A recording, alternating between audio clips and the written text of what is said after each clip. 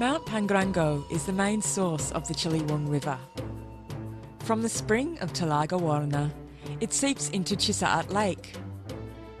It's from this lake that the flow of the Ciliwung River begins, passing through the city of Bogor, then through Depok City until it reaches Jakarta.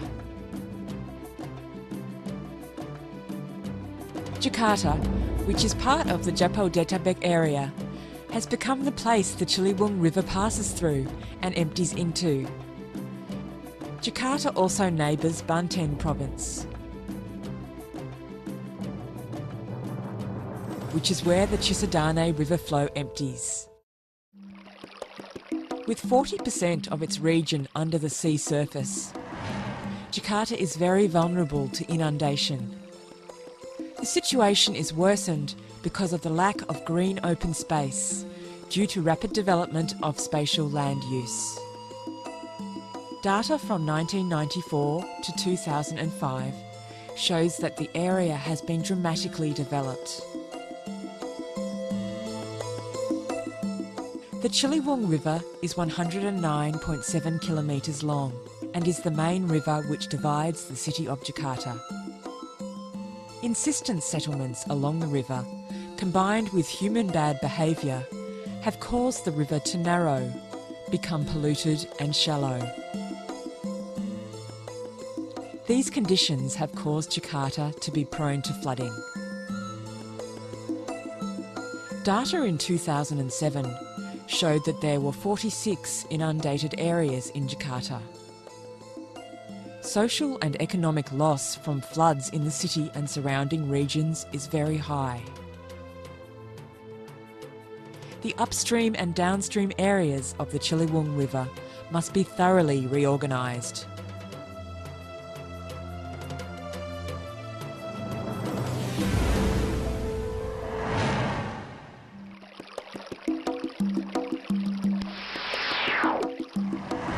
Based on the government regulation PP number 47, year 1997 of the National Spatial Plan, land use reforms for the watersheds of the river have been planned. They've been planned in accordance with functioning and capabilities. Specifically, the functioning of upstream protection, buffer functioning, cultural functioning, and protected beaches. These plans extend from the upstream areas in Bogor, West Java, to the downstream region in Jakarta.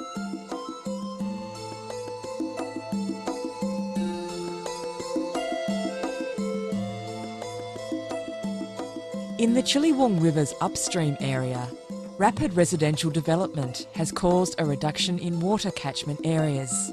The situation is made even worse by the amount of rubbish in the river. This has resulted in the river narrowing and an excess of silt build-up.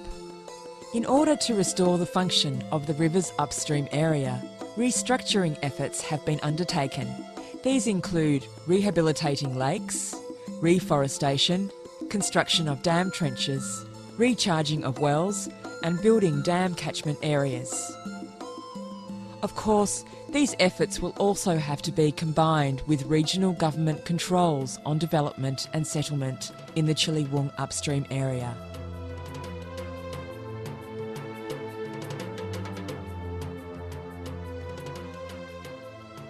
In the downstream area, Ciliwung River divides the heart of Jakarta city across dense residential areas, business districts and trade centres. Structuring the downstream area is conducted through normalisation of the river, widening it, dredging the river bottom, constructing dikes and relocating settlements from the riverbanks. Normalisation of the river is expected to be done along Kalibata, MT Haryono, Kampung Melayu and Manggarai.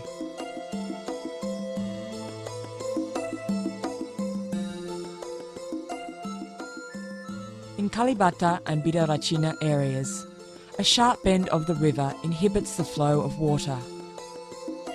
And this problem is exacerbated by the 15-metre difference in elevation of the riverbed. In these particular areas, Annual floods range from 1 to 3 metres. To overcome this, concrete enclosure of the river has been planned in both areas. To accommodate the relocation of settlements from along the riverbanks, there will be development of green open spaces, which will serve as water catchment areas and public space. Slum areas will be reduced and resettlement developed vertically in the shape of apartments. Normalisation efforts for the Ciliwung River along Kalibata, MT Haryono, Kampung Melayu and Manggarai areas are scheduled for completion in 2015.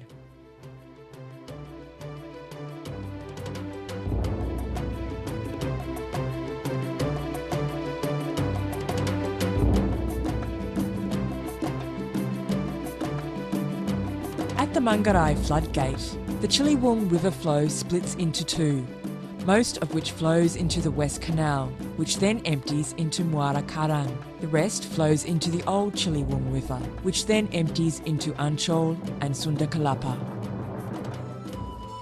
The West Canal, which is 17.5 kilometres long, was built by the Dutch colonial government in 1922.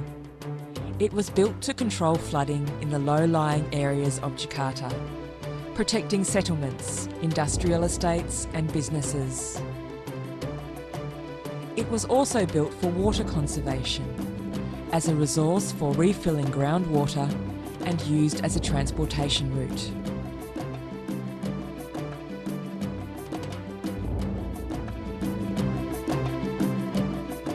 The West Canal was designed to drain the Ciliwung River flow, as well as to be the flood control channel. To optimise the functioning of the West Canal, various efforts have been undertaken. Cliffs have been strengthened and inspection roads constructed. Green belts, functioning polder of Setiabudi and rehabilitation of floodgates have been completed. The improvements to the flood canal are expected to lower the water surface elevation and minimise flood discharge. If rainfalls are above average, say more than 500 millimetres, the huge waters can still be channelled into the sea without getting trapped in Jakarta and its surrounding areas.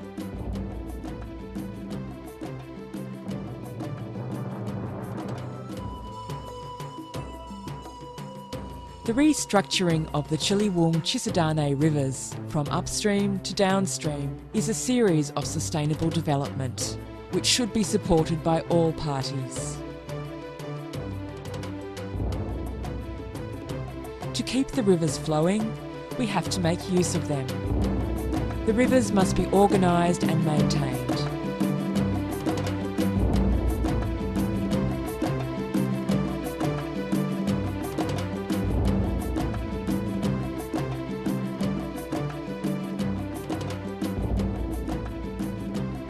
The preservation of the Ciliwung Cisadane rivers is crucial. These rivers are an invaluable asset and can open up so many opportunities in the future for business activity, cultural enrichment and people's prosperity.